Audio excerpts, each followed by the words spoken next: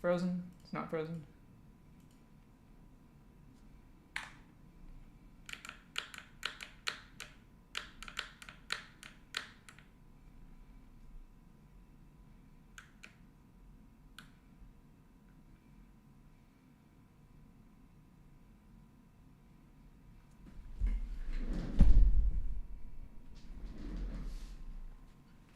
Just gonna make sure everything's on, then we'll get started. Thanks for your patience. I have to set up this stuff every single week, and then tear it down, and then set it up again.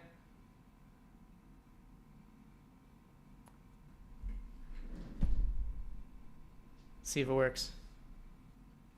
Just gonna make sure everything's on. Hey, it's on. Okay, great. Hey, everybody, and welcome to another weekly guitar lesson tip live thing. We're hanging out. We're asking. We're doing Q&A as usual, and everything starts with a lesson, and then we do Q&A. Sometimes we'll do Q&A as we go. Today's live is all about how to practice effectively. This is a topic that I've gotten very, very, very, very, very deep on through the years, and also through. I hired a neuroscientist to help me refine my practicing methods, and also this is something I've gotten very deep on for my writing and creative work. So. Because as my day job for right now is doing something called copywriting and working in Facebook ads and stuff like that. So that stuff is pretty high brain power. So when I'm using a lot of high brain power there, I was like, okay, well, if I'm only going to have 2 hours of brain power left, at the end of the day, how do I make the most out of that practice? So I have a couple of studies here. Ta-da! We may go through them. There's one I'm very familiar with, and this other one I'm not as familiar with. I need to review it again, but we'll get started here. We have one viewer, Mr. Darren. Hi, Darren. Cool. So let's get started with this. So effective practice. First off, let's start with practice mistakes. What most people do is they pick up their guitar and they just start playing. And the first thing is that you should be doing some kind of warm-up generally. And I want to stress the difference between warm-up and fundamentals as well. So warm-up is just getting your hands and your body used to the instrument again. So one that I've been doing lately, I'm going to switch sounds real quick. Give me a second. Is ideally you want to be able to play the instrument with your eyes closed, which guitar is a visual instrument versus, say, French horn, which I studied in college, is not really a visual instrument. It's very easy to play with your eyes closed. But I want to do something that gets my right hand familiar with where the guitar is and my left hand familiar with where the guitar is. And so this is from good old rock discipline. And that's just, I just call this exercise diagonals. You can call it whatever you want.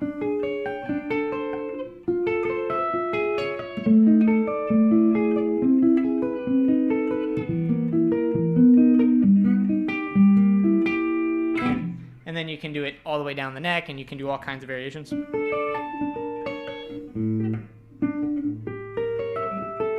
You can practice it upstrokes starting. But that's a really, really, really great one to start kind of getting your hands reacquainted with the neck and fixing my fly. That's a great one to start getting your hands reacquainted with the neck. You can watch my other videos that talk all about different kinds of warm-ups. And generally with warm-ups, I'm thinking about getting my hands warmed up and being ready to sprint, if you will. And then the other thing I'm thinking about is fundamentals. Fundamentals is problem solving, troubleshooting, and setting up your technique so you can play all kinds of things. So that might include, going through some, fundamental sweeping patterns.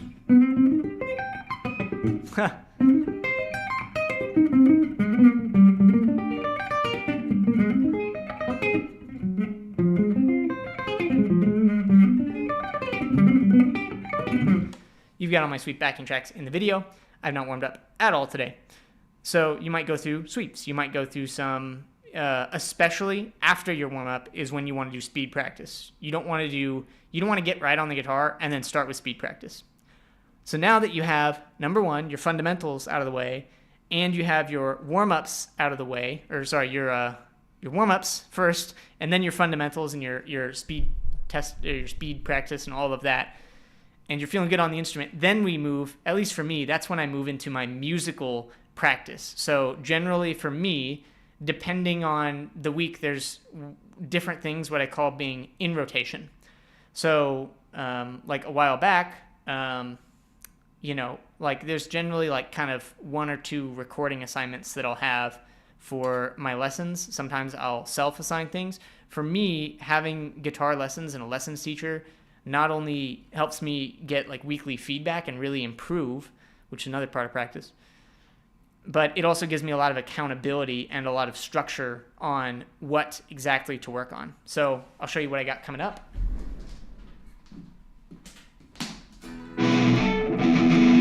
So I had this cool song. The working title is called Power Prog Pirate Jig, which is ridiculous. And the main riffing is.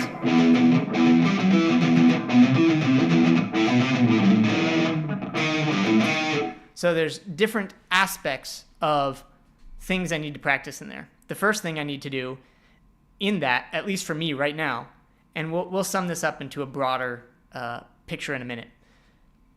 There's always different angles that you can practice. I call them practicing on angles. So the first thing that I need to do on that is I need to correct from playing up, down, up to playing all down strokes and getting those totally consistent.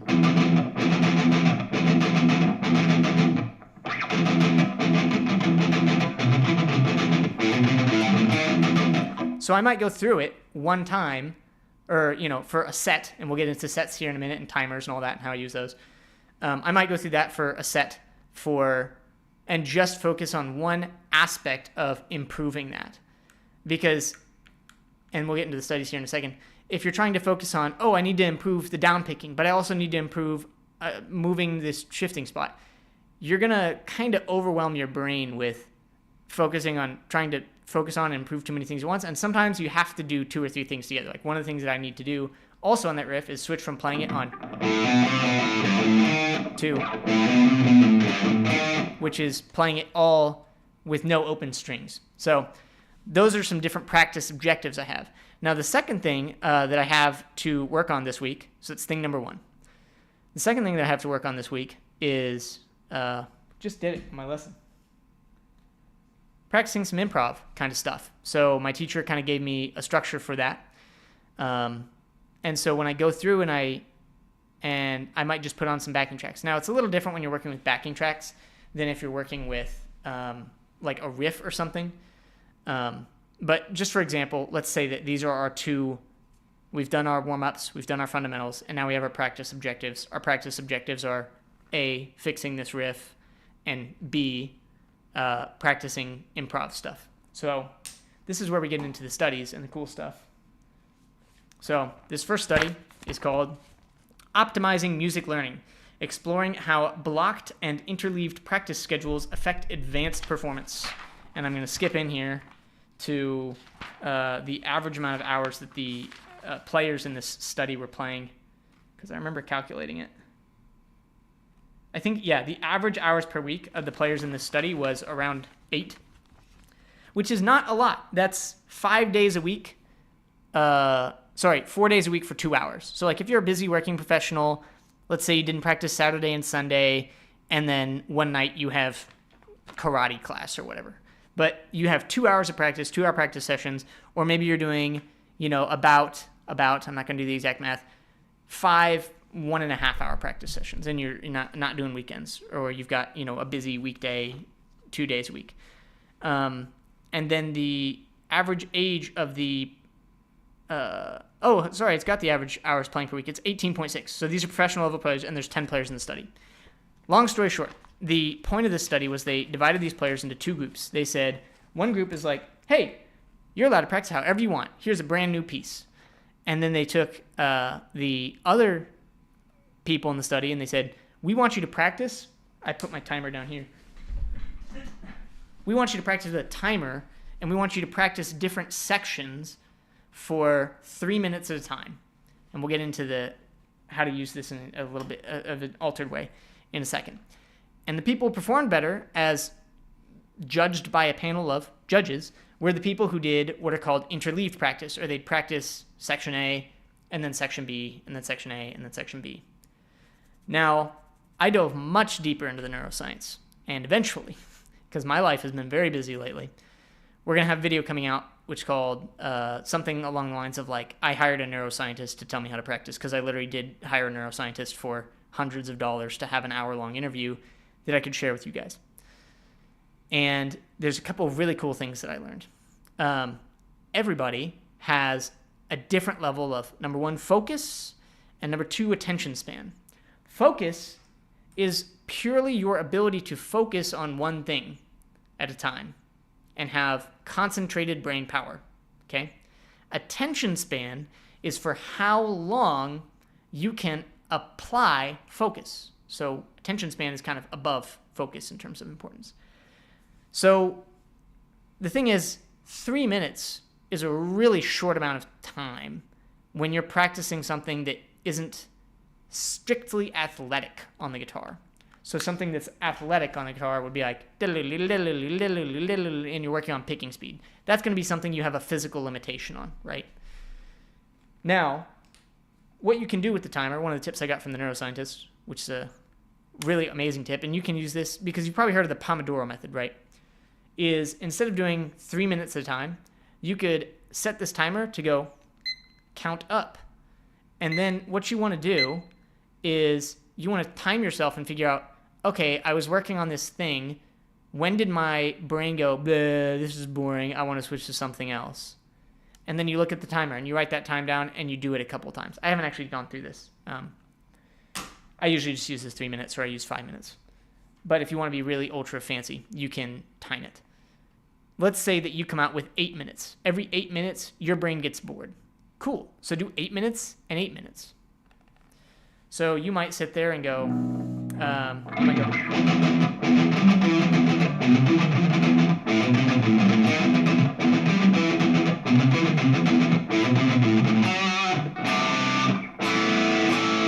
That's the next part of the song. So you might focus on different aspects of that thing. So you've got an 8-minute set, and you might focus on, okay, I gotta get that down picking thing down.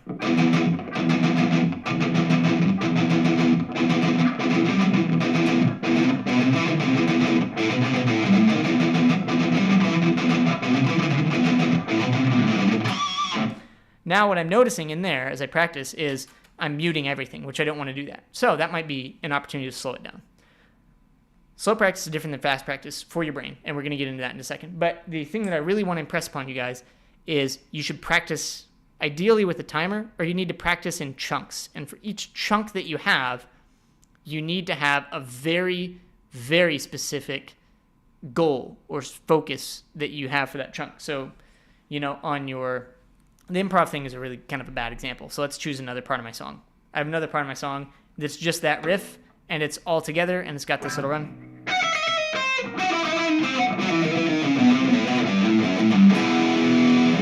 So I'm having trouble because there's a double down pick in there.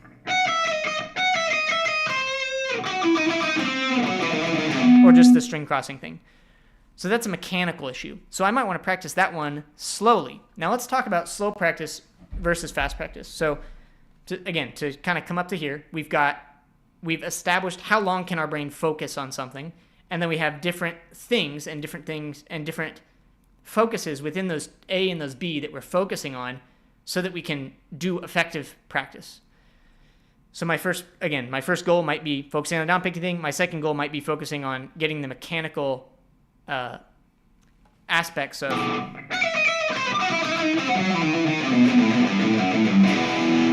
getting that down. So now let's talk about the scientific differences between slow practice and fast practice. The way that Mr. Neuroscientist explained it to me is, I'm going to adjust the camera a smidge. The way that Mr. Neuroscientist explained it to me, Dr. Chris, is when you practice something slow, there's all this extra time. And with that extra time, your brain basically establishes a pathway that says, okay, we're going to go from A, and then we're going to focus on all this other stuff in between, pickup switching, which string we're playing it on, what level of attack we're doing it at, pressing this button, moving the wah pedal, that's B, and then we're going to go to C, which is the final output. And so what happens is people go, oh, you should do slow practice. Just go slow practice, and slowly take up the metronome until you can go fast. And that is fundamentally flawed on a neuroscientific performance level because of how your brain builds the pathway. in order for your brain to run fast licks and patterns and perform quickly, you have to now establish a different pathway, which is from A, not to B, but A straight to C. And the way that you do that is hopping immediately into fast practice. So the camp of, oh, you should just do fast practice, that's wrong. And the camp of, oh, do slow practice until you can do it fast is also wrong. The bottom line scientific reality is that you need both of them. You need slow practice. I use slow practice when I'm learning something or when I need to get, some initial mastery down. So I might take the metronome, put on my timer for, go on here, get out of my mouth. I might put on a timer for 3 or 6 or 8 minutes or whatever and just go. Okay, that's an upstroke. Let me focus on that. And then let me focus on how my hand comes out of that upstroke and crosses the next string.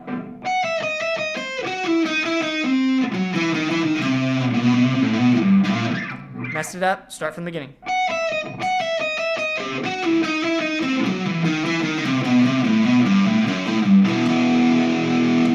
Good, again.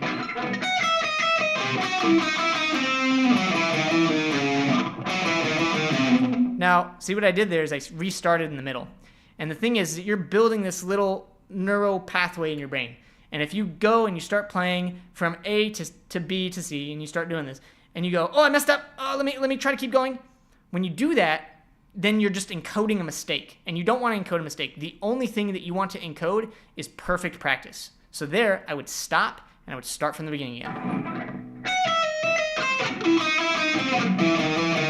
I chopped that note, that C, that's not how I want it to sound. Let me actually get my metronome here, put it down here. And if you don't have a metronome, I'm going to encourage you to go get one on Google, because I'm going to bet anybody who's watching this stream from a smartphone or whatever, just remember exactly how well resourced you are. It's awesome. It's great. There's so much opportunity, and it's very possible that somebody who has less resources than you is going to work harder than you with free information on the internet, which is what this is. So work hard and be appreciative of all the resources you have. I sure am. So I'm playing da na na na na na da na na na. So I'm down at 45. I want the triplets. And we're going to explain how to speed up and do that.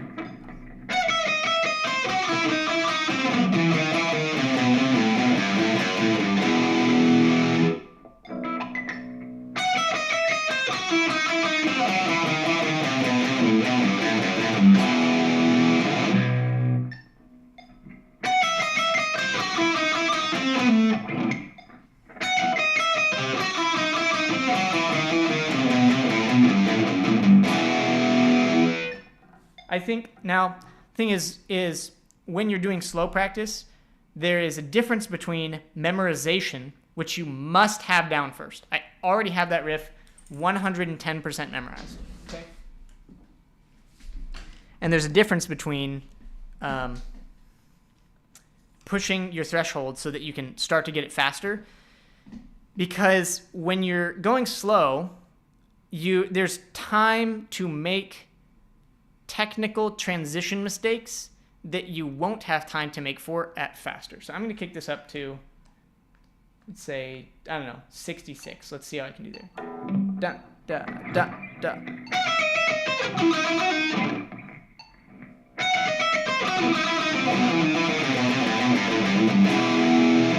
I was pretty close there. I'm not too far off. I need to get that shift down. So now I'm going to do this next run. We're going to do this.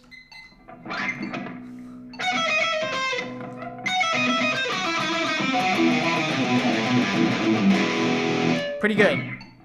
Let's focus this time again on that shift, but this time I want to make sure I'm feeling the groove of it. So we're adding something.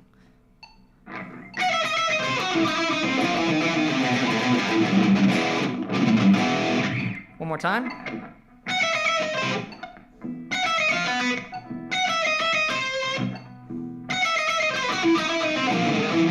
Miss the shift. That's fine. We're not going too fast because that's the thing we're working on. Now I need to get that. We need to add that in. So let's focus on the shift and also that. And the groove.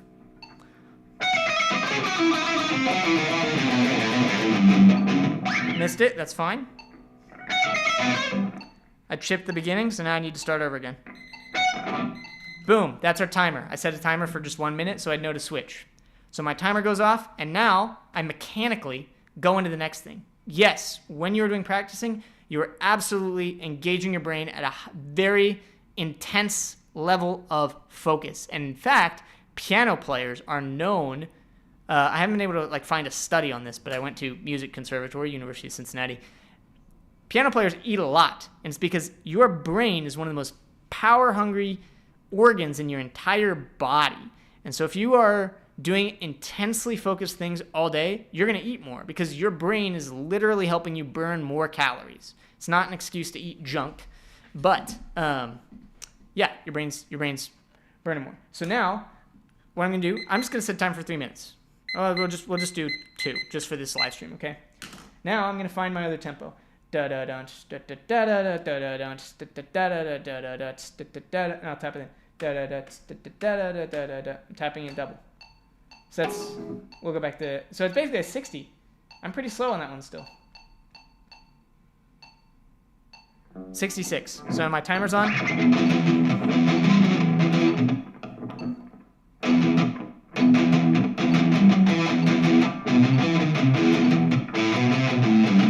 Nope.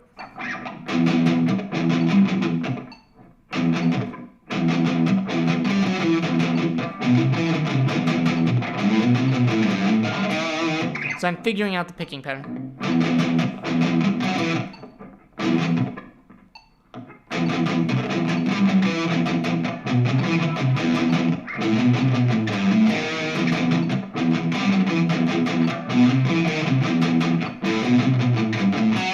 So at this slow speed, I'm giving my brain enough time to actually think about down, down, down, down, up, down, up, down.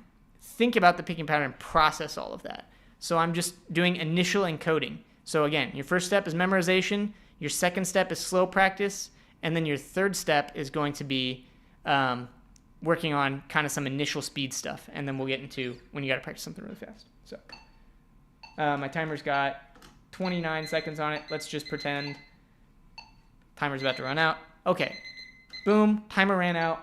Now I'm going to switch back to my other tempo. Oh, it happens to be 66. Ta-da, we're already at 66. So now I'm just going to go back.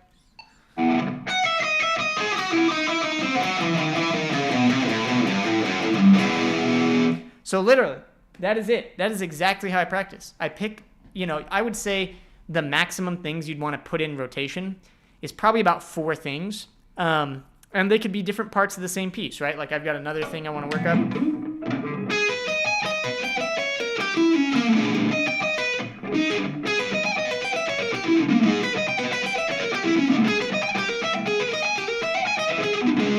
I've got that whole little lick that I still can't play. That might be another thing that I put on my timer and I practice. I figure out what's a good tempo for me to practice it at, and then I do a set. I do 3 minutes, I do 5 minutes, I do 8 minutes, whatever your ideal level or your ideal timer of focus is. Now, the other thing that you're going to want to think about when you're doing this is what is your level of skill, okay? So if I take a beginner, complete beginner on a guitar, I've got a new student right now. He's pretty early on. And I said to him, if you can do 20 minutes of very focused practice, timer practice per day, you're going to be very successful because he's a low skill player and he's probably a little bit new to focusing for intense period of time, focusing intensely for a long period of time. So 20 minutes is going to be a big brain workout for him. Now, if you take another player like Jason Richardson, who's awesome, met him at John Petrucci camp, and I told him about some of this practice stuff, and he called me nutty. It's funny. And Jason has a very high level of skill, but his ability to focus and hold attention span might be completely different than somebody else. Let's say you take another player who reads lots of books, okay? The person who reads books, their brain's going to be probably pretty well developed in terms of, I'm really good at focusing on one thing at a time. And their practice timer might go on for a little bit longer. And that's good for them. Great. They can do 10 minutes in 10 minutes. Now, who's going to learn something faster? Is it going to be the player who has the ideal ultra super practice routine, or is it going to be the player with higher skill? Depending on the difference in skill, if you take Jason Richardson versus a beginner, Jason Richardson's probably going to win, right? But if you take two beginners of similar level, the person with the superior practice approach is probably going to win, because what it comes down to is it's your ability to focus and correct these little issues and encode things properly. That's what it comes down to with all of this. So focus and attention span, use timer practice, identify a couple of different things. Now, let's get into the fancy stuff. Let's see if we have any questions. If you've got any questions, pop them in the chat. Let me know if this stuff is making sense to you, because it's a lot of brainy stuff. So let's say that you're an advanced player. If you're an advanced player, you might be doing highly focused practice for, I would say, more than an hour a day. The most amount I've ever practiced with extremely high effectiveness in a day is about 3 hours and 30 minutes, which, by the way, the study, it's called, I want to look it up. I want to get you guys the exact name because you deserve it, so give me a second.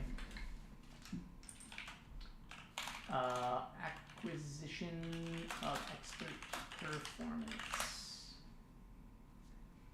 The study is called The Role of Deliberate Practice in the Acquisition of Expert Performance, okay? Ta-da! Right here. It's by Anders Ericsson, who, by the way, is also one of my favorite drink maker YouTube guys. He's awesome. Makes really good videos. This is different Anders Ericsson. So this study, the role of deliberate practice in the acquisition of expert performance, what this talks about is that based on the amount of time that somebody's been participating in a particular pursuit, they're going to have an increased amount of practice potential that they could have. The highest amount of practice that experts, according to this study, extreme level experts, 4 hours of extremely high intensity, okay? I believe Franz Liszt was quoted as saying, if you're practicing more than 3 hours a day, you're doing it wrong. And by the way, 3 hours is kind of the average of expert level.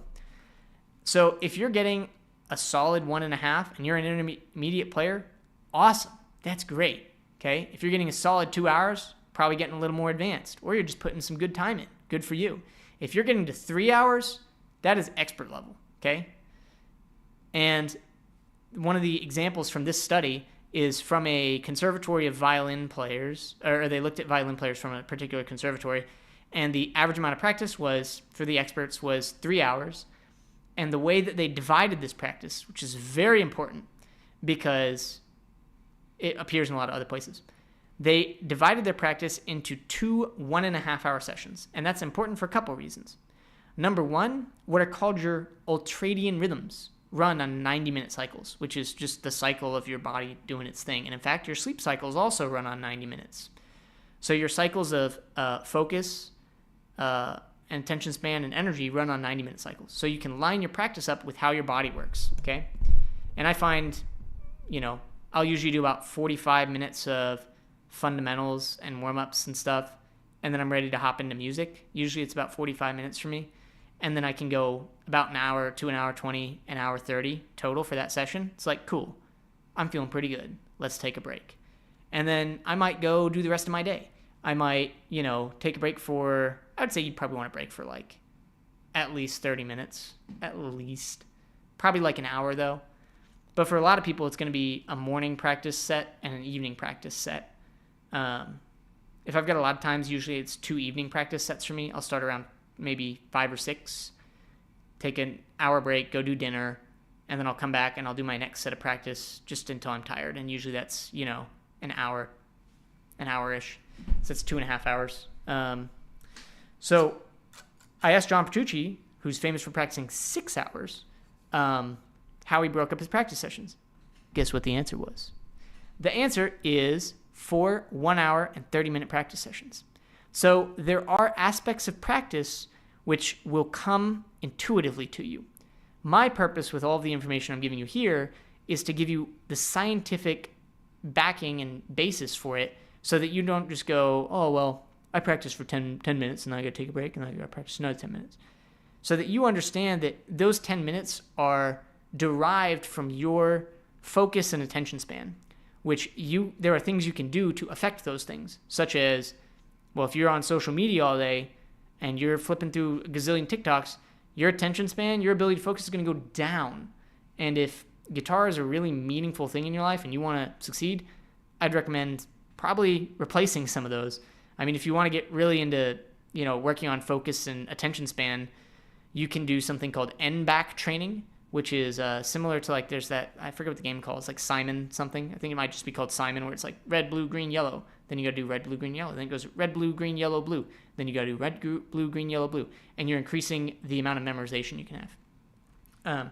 So there's stuff like that. I haven't read a lot of studies on increasing focus and attention span, but there's definitely things that take away from it. Also, just removing distractions while you practice. Put your phone on silent. Put it in another room. Do stuff like that. And this is sacred time. So that is a lot of what I know about practice. And if you want to talk about doing thresholds and stuff, then I think that'll be a good topic for another live, because I'm still exploring it. I've done lessons with some really amazing people, and also, the interview with my neuroscience friend, Dr. Chris, about the ABC and then to AC thing. And I think you guys get it. And I don't want to make any videos for this channel on speed and increasing speed until I have it down at an expert level, which I'm good, but I'm not where I want to be yet. So trust me, it's on the agenda, but we're not there yet. And with that, I'm ready for some questions. So pop your questions in the chat. Let me know what you got, questions on practice and all that, and we'll go through it. Looks like video quality is a lot smoother this week, which is good. But yeah, to sum it all up, pretty much identify very small pieces that you can work on. So that's called chunking. Chunking is also going to help you with memorization, initial memorization. So, like, first part of my song is this riff. Second part.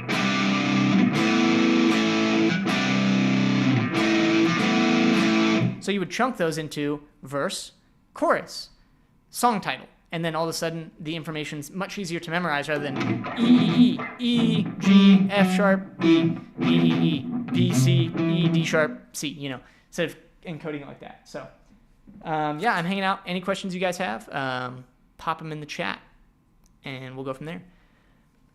But yeah, timer practice, really good stuff. Is everybody watching from their TV and concurrently cooking macaroni? Because I see there's 5 people, unless you just have no questions, in which case you can let me know this is awesome, and I can film tomorrow's video, which is all about wrist pain. It's going to be great. Specifically, I'll go ahead and tell you guys, this device, which is, there's a bunch of them. They're just called gyro balls. Basically, you wind it up, and then you just kind of shake your wrist like this. Come on. And then the speed of the gyro increases, like that. And it provides a lot of resistance on your wrist, and you can prevent injuries and stuff like that. So, all right, I'm not seeing any questions, so I think I'll wrap it up here, and I hope this was helpful to you guys. Again, to sum it all up, do warm-ups, then do fundamentals, then you're into timer-based practice. Figure out exactly how long is ideal for you to focus for. Pick 2 to 4 things to work on. Go back and forth between those 2 things. The typical practice session is usually an hour and a half of focus, and then a large break, and then another hour and a half, and then another break, and then an hour and a half. Repeat until you get to 3 hours, 6 hours if you are ultra expert. And I would say that there's, as a last note, there's a big difference between just jamming and doing really focused practice. So you could say, I practiced 6 hours today, but if it was jamming, hanging out, that's very different than doing extremely high focused stuff. So, yeah, great that you played 6 hours, but it's very different than practicing for 6 hours. Playing and practicing are different. With that, I'm going to call it. I'm going to get this script finished up for you guys, and you will see a very, very, very cool video tomorrow all about wrist pain. Go out there, do some awesome stuff, practice, and I'll see you guys in the next one. Peace.